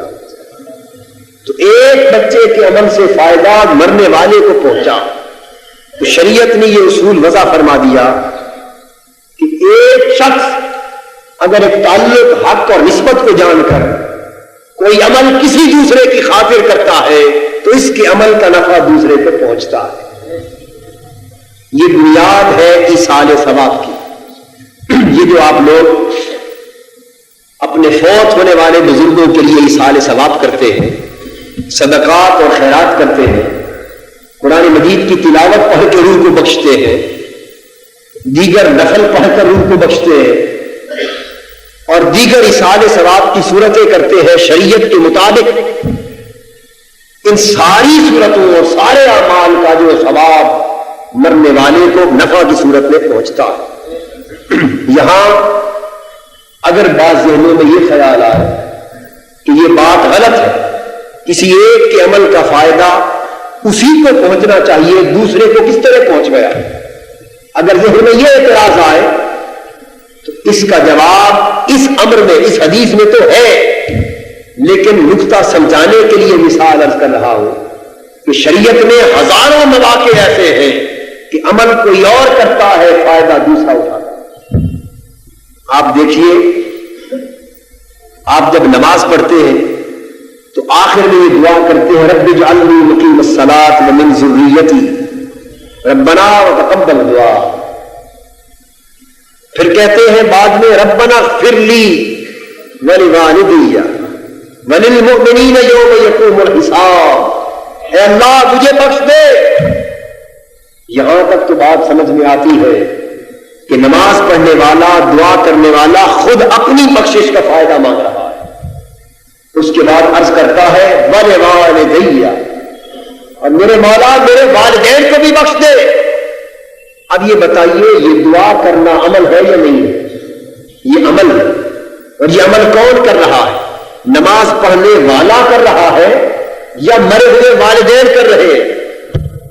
نماز پڑھنے والا خود دعا کا عمل کر رہا ہے، خود عبادت کر رہا ہے اور خود مانگ رہا ہے، الدعاء مخ العبادہ، حدیث میں آتا ہے کہ دعا خود عبادت کا محض ہے، دعا خود عبادت، دعا مانگنے والا خود عمل کر رہا ہے، لیکن اس عمل کا نفع کس کے لیے مانگ رہا ہے؟ اپنے لیے تو مانگا ہی تھا، ساتھ والدین کے لیے بھی مانگ رہا ہے۔ اگر اس کی دعا کے عمل کا فائدہ اس کے والدین کو نہ پہنچتا تو قرآن مجید میں والدین کے لیے دعا مانگنے کی اجازت دی جاتی، حکم دیا جاتا۔ اور اگر آپ کے ذہن میں یہ خیال آئے کہ والدین کا تو یہ بیٹا ہے اور نسلی رشتہ اور خونی حق ہے، اس لیے اس کی دعا اور اس کے عمل کا فائدہ والدین کو پہنچا، لیکن دوسروں کو تو فائدہ نہیں پہنچ سکتا، نہیں، تو اس کا جواب اسی دعا میں ہے۔ پھر وہ پکارتا ہے میرے مولا صرف مجھے ہی نہ بخش، صرف میرے والدین کو بھی نہ بخش، بلکہ بل المؤمنین یوم یقوم الحساب، قیامت تک میرے آقا کی ساری امت کو بخش دے، قیامت تک حضور کی امت کے ہر مومن کو بخش دے۔ اب بتائیے کہ جو شخص 1000 سال پہلے تھا اس سے تیرا کیا رشتہ، جو 1000 سال بعد میں مومن پیدا ہوگا اس سے اس نماز پڑھنے والے کا کیا رشتہ؟ وہ شخص حضور کی ساری امت کے لیے بخشش مانگ رہا ہے، اس بخشش مانگنے کے عمل کا فائدہ حضور کی ساری امت کو پہنچے گا یا نہ پہنچے گا؟ اگر نہیں پہنچتا تو یہ دعا کی تعلیم کرنا معاذ اللہ عبث ہو گیا، بے سود ہو گیا، فضول ہو گیا، اور خدا کے کلام میں معاذ اللہ استغفر اللہ عبث شے کا پایا جانا، اسے تسلیم کرنا کفر ہے کہ جو کام ہو نہ سکے اس کے کرنے کی تعلیم اللہ کس طرح دیتا ہے؟ اگر اس نے کہا ہے کہ بندے میرے نبی کی ساری امت کے لیے بخشش مانگ، تو اس کا مطلب یہ ہے کہ عمل تیرا ہوگا، نفع پوری امت کو پہنچے گا۔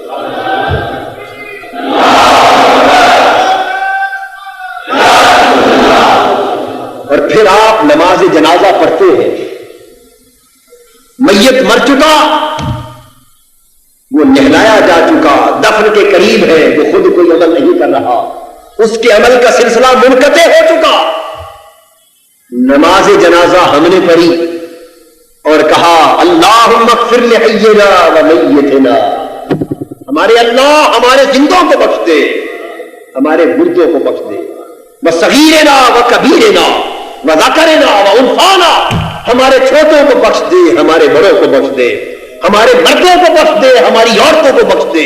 کہیے کہ جن جن کے لیے بخشش کی دعا مانگی ان سب کو نفع پہنچا یا نہ پہنچا؟ اگر نہ پہنچا تو نماز جنازہ کی دعا باطل ہو گئی، معاذ اللہ، اور یہ نہیں ہو سکتا۔ اور اگر پہنچا تو پھر بات سمجھ میں آ گئی کہ مانگتا کوئی ہے، نفع کسی اور کو پہنچتا ہے، عمل کوئی کرتا ہے، فائدہ کسی اور کو پہنچتا ہے۔ اور جہاں زندوں کو فائدہ پہنچا وہاں مرنے والے کو بھی پہنچا۔ وہ کہتا میتنا، میرے مولا ہمارے مردے کو بھی بخش دے۔ تو نماز جنازہ میت کی بخشش کا سبب ہوتا ہے یا نہیں ہوتا؟ میت کی عذاب کی تخفیف کا سبب ہوتا ہے یا نہیں ہوتا؟ نماز جنازہ میں نیکوں کا شریک ہونا میت کے لیے شفاعت بنتی ہے یا نہیں بنتی؟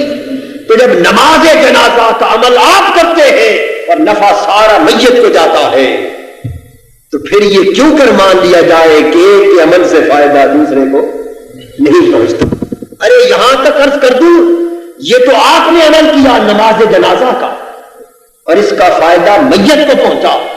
شریعت یہ بھی کہتی اگر میت گنہگار تھا اور جنازہ پڑھنے والے نیک تھے تو ان کی دعا نے میت کو برکت عطا کی، اور شریعت یہ بھی کہتی ہے کہ میت نیک اور برگزیدہ تھا اور جنازے میں شامل ہونے والے گنہگار تھے تو میت کی برکت سے جنازہ پڑھنے والوں کی بخشش ہوتی ہے۔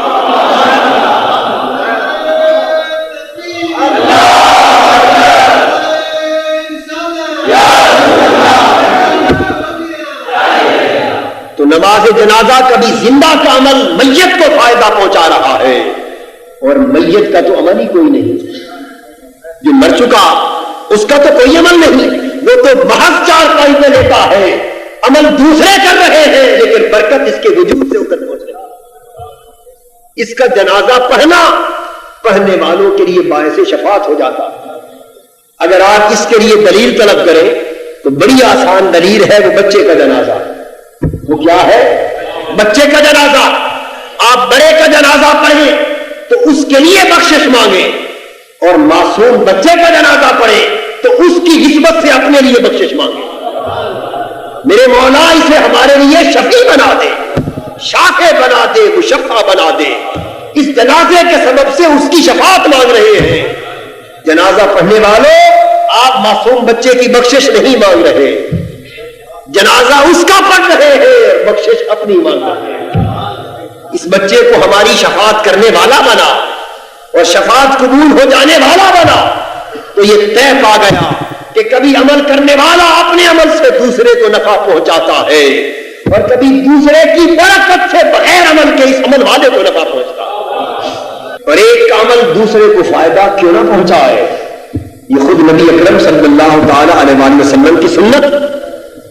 حدیث پاک اٹھا کر دیکھیے، قربانی کے باب میں جتنی حدیثیں آئی ہیں کتب حدیث میں، ان ابواب کو پڑھیے، یہ بات ہر جگہ آپ کو ملے گی کہ رسول پاک صلی اللہ تعالی علیہ وآلہ وسلم ہمیشہ 2 قربانیاں کرتے تھے۔ کتنی قربانیاں فرماتے؟ 2۔ ایک قربانی کرتے تو عرض کرتے اللہم تقبل ھذا من محمد وآل محمد صلی اللہ علیہ وسلم، اور دوسری قربانی کرتے تو فرماتے اور اللہ کی بارگاہ میں ملتجی ہوتے تقبل ھذا من امت محمد، مولا یہ قربانی میں نے اپنی طرف سے کی ہے اور اپنے گھر کی طرف سے کی ہے، اور یہ قربانی میں نے ساری امت کی طرف سے کی ہے۔ تو حضور کی قربانی پوری امت کی طرف سے قبول ہوئی، عمل آقا نے کیا، نفع ساری امت کو پہنچا۔ اور پھر حضور نے حضرت علی شیر خدا سے فرمایا، حدیث پاک میں ہے، علی میں تمہیں وصیت کرتا ہوں کہ جب تک زندہ رہنا تو بھی 2 قربانیاں کرتے رہنا، ایک اپنی طرف سے اور ایک میری طرف سے۔ اور حضرت علی نے ہمیشہ 2 قربانیاں کی۔ یہ بات سورہ فاتحہ کے اندر مضمر ہے۔ فاتحہ کو اللہ رب العزت نے ایصال ثواب کے اندر پڑھی جانے والی سورت اس لیے بنا دیا کہ اس کی برکات میں سے ہے کہ جو اس کو پڑھے گا وہ دنیا میں بھی برکتیں پائے گا اور قبر میں بھی برکتیں پائے گا، اور جو پڑھے گا خود بھی برکت پائے گا، جس کے لیے پڑھے گا اس کو بھی برکت نصیب ہوگی۔ اس لیے اس کو سورہ کافیہ کہتے ہیں کہ یہ سورت اکیلی کافی ہے، یہ سورت اللہ اکبر اکیلی کافی ہے۔ پھر اس سورت کا نام سورت الوافیہ بھی ہے، یہ 19واں نام ہے، سورت الوافیہ۔ وافیہ وفا سے نکلا ہے۔ کس سے نکلا ہے؟ یوں سمجھ لیجئے یہ سورت وفا کرنے والی سورت ہے، یہ وفا کرنے والی سورت۔ وفا کہتے ہیں پورا کرنا، اس کے بھی 2 سبب ہیں۔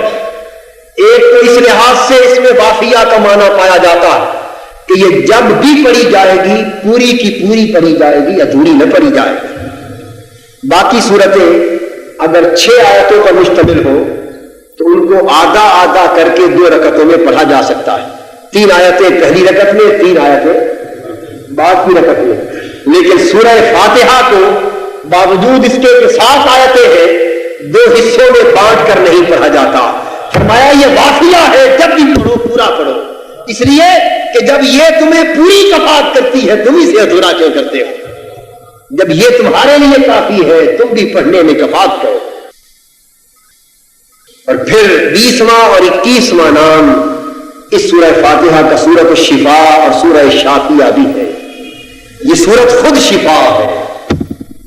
یاد رکھیے قرآن مجید کی نسبت ارشاد فرمایا گیا ہم نے قرآن میں شفا نازل کی اور قرآن میں رحمت نازل کی۔ جان لیجئے کہ قرآن خود شفا ہے، قرآن کی آیتیں خود شفا ہے۔ یہ ایک مستقل باب ہے، مستقل مضمون ہے۔ قرآن کا شفا ہونا یہ مستقل مضمون ہے، جس کی تفصیل میں میں اس وقت نہیں جانا چاہتا۔ بس اتنی بات سمجھ لیں کہ جہاں قرآن مجید کی آیتوں کی اور بے شمار برکتیں، ایک برکت اس کا شفا ہونا بھی ہے۔ بڑی بڑی مرضیں محض قرآن کی آیت کی تلاوت سے برکت سے دور ہو جاتی، لیکن پڑھنے والے کی زبان قرآن کی تاثیرات سے معمور ہونی چاہیے۔ قرآن کی تلاوت کی برکات سے معمول ہونی چاہیے. چنانچہ یہ سورہ فاتحہ قرآنی شفا کا کمال ہے. حضور علیہ الصلوۃ والسلام نے فرمایا فاتحۃ الکتاب شفاء من کل داء. یہ سورہ فاتحہ ہر مرض کی دوا ہے، اور دوائیں مختلف مرضوں کے لیے مختلف ہوتی ہیں. مرضیں بدلتی ہیں تو دوائیں بھی بدلتی ہیں، لیکن سورہ فاتحہ چونکہ ہر شے کی جڑ ہے، ہر شے کا خلاصہ ہے، ہر برکت کی جامع ہے، اس لیے فرمایا شفاء من کل داء. ہر مرض کے لیے سورہ فاتحہ اکیلی شفا. حدیث پاک میں ہے کہ صحابہ کرام کی جماعت ایک طرف جا رہی تھی. راستے میں کسی نے پوچھا کہ سانپ ڈس لے تو علاج کیا ہے؟ کسی نے کہا کہ کیا بات ہے؟ کسی کو سانپ نے ڈس لیا. فوراً انہوں نے سانپ کا ڈسا ہوا آدمی آگے لا کے رکھ دیا. حضور کے صحابی نے فاتحہ پڑھ کے دم کیا، وہ شخص فایاب ہوا. بات حضور کی بارگاہ تک پہنچی صلی اللہ علیہ وسلم کہ حضور فاتحہ کے پڑھنے سے سانپ کے ڈسے کا علاج ہو گیا. میرے آقا نے فرمایا تمہیں معلوم نہیں کہ یہ سورت سورہ شفا ہے؟ یہ جس زہر پر اس کو پڑھا جائے اس کا علاج ہو جاتا ہے. ہر زہر کا علاج سورہ فاتحہ میں ہے. اور میں کتنی مرضوں کے نام لے کر گنوں جن کا علاج سورہ فاتحہ میں ہے. بس سن لو کہ حق فرمایا میرے آقا نے صلی اللہ علیہ وسلم نے کہ موت کو چھوڑ کر جس تکلیف پر پڑھو سورہ فاتحہ سے شفا ہوتی ہے، جس رنج پر پڑھو سورہ فاتحہ سے شفا ہوتی ہے، جس مرض پر پڑھو سورہ فاتحہ سے شفا ہوتی ہے. اس لیے پھر اس سورہ فاتحہ کو سورۃ الواقعہ بھی فرمایا گیا، اور اس کا معنی ہے سانہ وساترہ عن العذاب، یعنی پردہ ڈالنا اور اذیت اور تکلیف سے محفوظ کر لینا. ایسی حالت رکھنے والی شے کو واقعہ کہتے ہیں، اور سورہ فاتحہ کو واقعہ کہا کہ یہ سورت پردہ پوش ہے. یہ سورت تکلیفوں سے محفوظ کر لیتی ہے، اذیت سے انسان کو پردے میں ڈال کر محفوظ کر لیتی ہے، شیطان کے فتنہ اور شر سے محفوظ کر لیتی ہے، وساوس سے محفوظ کر لیتی ہے، ضرر سے محفوظ کر لیتی ہے، حسد کے نقصان سے محفوظ کرتی ہے. الغرض ہر تکلیف اور اذیت سے سورہ فاتحہ اس طرح بچا لیتی ہے جس طرح کسی کو پردے میں چھپا کر محفوظ کر لیا جاتا. حضور نے فرمایا لوگوں میری نصیحت سنو، جب دن بھر کے کام کاج ختم کر کے رات کو سونے لگو تو بستر پر جانے سے پہلے ایک مرتبہ سورہ فاتحہ پڑھ لو، ایک مرتبہ سورہ قل هو اللہ احد پڑھ لو. اللہ کی عزت کی قسم موت سے چھوڑ کر ہر تکلیف سے محفوظ رہو گے. اگر بستر پر جانے سے پہلے ایک مرتبہ سورہ فاتحہ، ایک مرتبہ سورہ اخلاص پڑھ لو تو موت کو چھوڑ کر ہر مرض، ہر اذیت اور ہر تکلیف اور ہر فتنہ و شر سے محفوظ رکھو گے. بستر ہر شر اور ہر وبا سے محفوظ ہوگا. معمول بنائیے کہ رات سونے سے پہلے اور نہ صحیح کم سے کم ایک مرتبہ سورہ فاتحہ اور سورہ قل پڑھ لو. اللہ تبارک و تعالی ہمیں سورہ فاتحہ کی برکات عطا فرمائے اور سورہ فاتحہ کی تاثیرات عطا فرمائے. وما علینا الا البلاغ. بمحمد وبنته وبعلها وابنيهما القمرين هم أهل الكساء وابنيهما القمرين هم أهل الكساء بمحمد وبنته بمحمد وبنته